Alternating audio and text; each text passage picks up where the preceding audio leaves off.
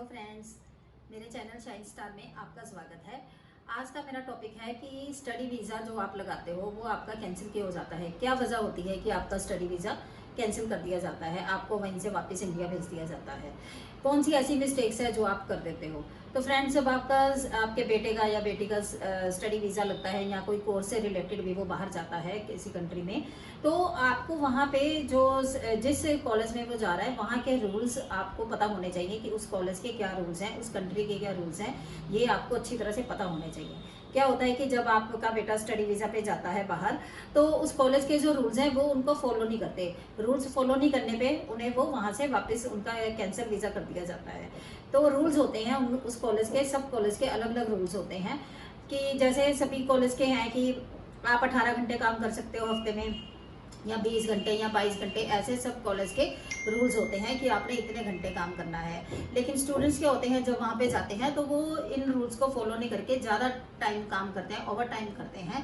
जब इस over time का उन कॉलेज वालों को, इंस्टीट्यूट वालों को पता चल जाता है, तो वो फिर आपका वीज़ा कैंसिल करके आपको वापस भेज देते हैं। और कई कॉलेज में तो ये रूल्स होते हैं कि आप वहाँ पे काम नहीं कर सकते अगर आपकी साइंस से रिलेटेड है या किसी और कोर्स डिफ़िकल्ट है, तो आपको वर्क परमिट नहीं देते हैं स्टडी वीज़ा के ऊपर, तो आपको तब वहाँ पे काम नहीं करना होता है। लेकिन कई स्टूडेंट्स होते हैं कि फिर भी वो अपना काम करते हैं, वो सोचते हैं कि इन्हें पता नहीं चलेगा, लेकिन जैसे ही उन्हें पता चलता है तो वो फिर आपका वीज़ा कैंसिल करके आपको वापस भेज देते हैं। तो आप ये मिस्टेक मत करो कि आप ओवर टाइम करो, पैसे के लालच में आके आप ये सोचो कि अगर हमें 3 घंटे की परमिशन मिली है तो हम 6 घंटे काम कर लें।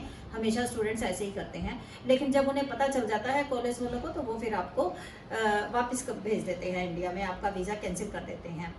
और एक और वजह होती है फ्रेंड्स कि जैसे आप जिस कॉलेज में जाते हो ना, तो वहाँ पे उनके रूल्स होते हैं कि आप इसी कैंपस में ही काम करोगे। उनकी ये होती है कि आपको यही परमिशन मिलती है कि आपने इस कैंपस से बाहर जॉब नहीं करनी। जब आपको स्टडी वीज़ा से रिलेटेड वर्क परमिट मिलता है, तो आप क्या करते हो, उस कैंपस में भी काम करते हो और कैंपस के बाहर भी काम करना शुरू कर देते हो। तो पैसे आप सोचते हो कि चलो पैसे ज़्यादा हम कमा लेंगे, हमें वो तो है ही है कि आप पैसे कमा ही लोगे, आपको जॉब तो मिल ही जाएगी।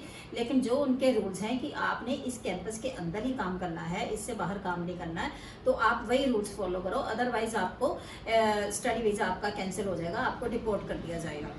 और कई बार क्या होता है फ्रेंड्स कि आपका जो स्टडी वीज़ा है वो सितंबर से स्टार्ट है, उसका सेमेस्टर सितंबर से स्टार्ट है, तो आप क्या करते हो कि 1-2 महीने पहले ही चले जाते हो।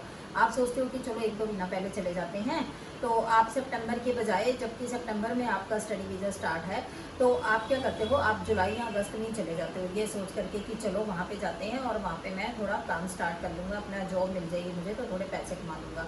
वो तो अच्छा है कि आपको जॉब तो मिल ही जाएगी, क्योंकि वहाँ पे बहुत सारे इंडियन शॉप्स हैं जो आपको जॉब दे देती हैं और आप पैसे भी कमा लेते हो। इस बात का जब उन्हें पता चलता है कि आपने यहाँ पे आके काम किया है, तो इस वजह से भी वो आपका वीज़ा कैंसिल कर देते हैं, क्योंकि आपने उनके रूल्स फॉलो नहीं किए। जब तक आपका स्टडी वीज़ा स्टार्ट नहीं होता और आपको वर्क परमिट नहीं मिलता स्टडी से रिलेटेड, तब तक आपने वहाँ पे काम शुरू नहीं करना। इस बात का आपने हमेशा ध्यान रखना है।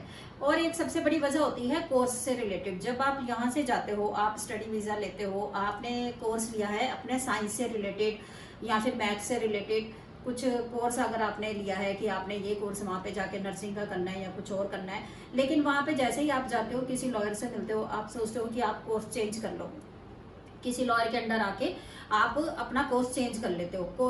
लॉयर को तो बस पैसे चाहिए होते हैं, वो आपसे पैसे लेते हैं और आपका कोर्स चेंज कर देते हैं। लेकिन आप ये गलती कभी भी मत करो, क्योंकि अगर आपने जिस कोर्स से रिलेटेड आप जा रहे हो वहाँ पे, आपको वही कोर्स वहाँ पे करना है। अगर आप वहाँ पे वो कोर्स नहीं भी करना चाहते, तो आप क्या करो कि कॉलेज के टीचर से मिलो, प्रिंसिपल से मिलो, उनसे आप पूछो कि आप किस तरह से अपना कोर्स चेंज कर सकते हो। ये नहीं कि आपने किसी लॉयर के थ्रू आप गए और लॉयर ने आपसे पैसे लिए और आपने कोर्स चेंज कर लिया। इससे भी आपका वीज़ा कैंसिल हो जाता है, क्योंकि जिस कोर्स का उन्होंने आपको स्टडी वीज़ा दिया है, आपको उसी कोर्स से रिलेटेड ही आपको स्टडी करनी है। ऐसा नहीं है कि आप अपनी मर्जी से वहाँ जाके साइंस से लेके फिर आप आर्ट्स में आ जाओ, तो ऐसा नहीं है।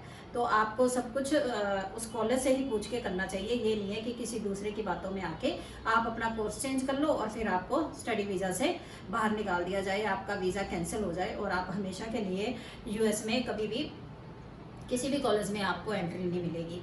तो ये मिस्टेक्स हैं जो आप करने से बचो। आप ये मत सोचो कि आप अगर बाहर जाके ज़्यादा काम करते हो तो उनको कैसे पता चलेगा। क्या होता है कि जब स्टूडेंट्स काम करना शुरू कर देते हैं, वहाँ पे उनको ज़्यादा पैसे मिलते हैं तो थोड़ा एक्साइटमेंट हो जाती है उनको, तो वो अपने फ्रेंड सर्कल में बता देते हैं। और आपको पता है फ्रेंड्स में तो जेलसी होती है, फ्रेंड्स बता देते हैं, कंप्लेंट कर देते हैं, किसी ना किसी तरीके कंप्लेंट कर देते हैं और फिर आपका वीज़ा कैंसिल हो जाता है। उन्हें पता चल जाता है जब का आप ओवर टाइम करके बहुत ज़्यादा पैसे कमा रहे हो तो आपका वीज़ा कैंसिल हो जाता है। इस तरह से आप इन गलती से बचो। अगर आपके बच्चे बाहर जा रहे हैं तो आप उनको समझाओ कि इस तरह की मिस्टेक्स उनसे नहीं होनी चाहिए। तो फ्रेंड्स, ये था मेरा टॉपिक स्टडी वीज़ा पे कि आपका स्टडी वीज़ा किन मिस्टेक्स की वजह से आपका स्टडी वीज़ा कैंसिल हो जाता है। तो अगर आपको मेरी ये वीडियो अच्छी लगी है तो आप इसे लाइक करो, सब्सक्राइब करो, शेयर भी करो, कमेंट करो, ताकि मुझे पता चले कि आपको मेरी वीडियोस अच्छी लगती है। तो नेक्स्ट वीडियो में बने रहो मेरे साथ। तो मिलते हैं फ्रेंड्स नेक्स्ट वीडियो में शाइन स्टार चैनल पे। Bye bye.